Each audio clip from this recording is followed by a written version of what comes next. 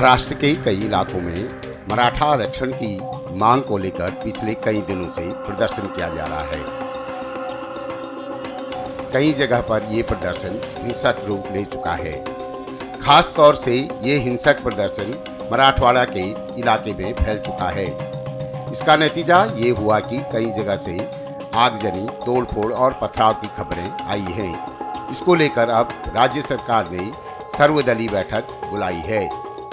जिन्होंने मराठा समाज का आरक्षण गंवाया है, सुप्रीम कोर्ट में जब कौन मुख्यमंत्री थे, कौन उपसमिति में थे, ये सब सकल मराठा समाज जानता है कि मराठा समाज ये बहुत ही शांति प्रिय और शिस्त प्रिय तरीके से आंदोलन उनके होते हैं। इस आंदोलन में कौन भड़काने का काम करता है, कौन ये आगजनी कर रहा है, कौन कानून व्यवस्था यहाँ पर बिगाड़ने की कोशिश कर रहा है, इसके ऊपर पूरी तरह सरकार का ध्यान है। और निश्चित रूप से मराठा समाज को पूरी तरह फुल प्रूफ जो टिकाऊ होगा, कानून के दायरे में जो बिठाने के बाद ये मराठा आरक्षण देने का सरकार की जिम्मेदारी है।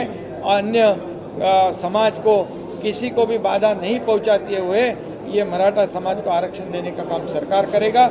उसके ऊपर काम शुरू है। जस्टिस शिंदे के माध्यम से वो भी काम कर रहे हैं और क्यूरेटिव पिटीशन के माध्यम से दिल्ली सुप्रीम कोर्ट में भी हमारा काम शुरू है। इसलिए जस्टिस भोसले, जस्टिस गायकवाड़ और जस्टिस शिंदे, इनकी एक कमेटी गठित की गई है। और जो बैकवर्ड कमीशन है उसको भी ये डेटा कलेक्ट करने के आदेश दिए हुए ये वार फुटिंग पे हम लोग काम कर रहे हैं। और मराठा समाज को आरक्षण देने की जिम्मेदारी हमारी है। सरकार सकारात्मक है। थोड़ा सा समय सब्र की आवश्यकता है और इसलिए मराठा समाज को भी मेरी विनती है, आह्वान है कि कानून व्यवस्था बनाए रखने के लिए आपका भी सहयोग आवश्यक है। इसमें जो कानून व्यवस्था बिगाड़ने के लिए जो कुछ लोग आ रहे, उनके ऊपर भी ध्यान रखने का काम ये सकल मराठा समाज के कार्यकर्ताओं ने करना चाहिए। इतने ही मेरी सबसे विनती है। मराठा आरक्षण को लेकर जहां सबसे ज्यादा हिंसा दिखाई दी, उसमें महाराष्ट्र के बीड़ और उस्मानाबाद जिले शामिल हैं। हिंसा को लेकर अब राज्य सरकार सख्त दिखाई दे रही है। कल जिस प्रकार की घटना बीड़ में हुई है, इसका समर्थन नहीं किया जा सकता। मराठा आरक्षण के संदर्भ में राज्य की सरकार पूर्ण रूप से सकारात्मक है। कुछ निर्णय आज भी मंत्रिमंडल ने लिए हैं।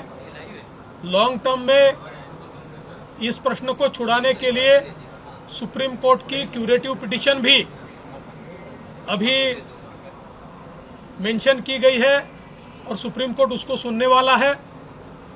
ऐसे समय कुछ लोग जानबूझकर हिंसा फैलाने का जो प्रयास कर रहे हैं, ऐसी हिंसा को बर्दाश्त नहीं किया जाएगा।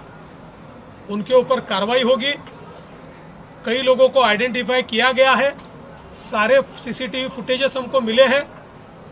इनमें जो लोग दिखाई पड़ रहे हैं, उन्होंने सीधे सीधे लोगों को जिंदा जलाने का प्रयास किया है।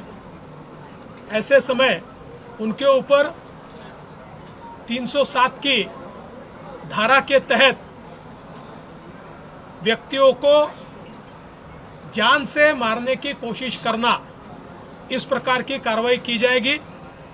जो शांति के साथ आंदोलन कर रहे हैं, उनको आंदोलन करने दिया जाएगा। साफ है कि मराठा आरक्षण एक संवेदनशील मुद्दा है। इसको लेकर महाराष्ट्र सरकार एक्शन में दिखाई दे रही है।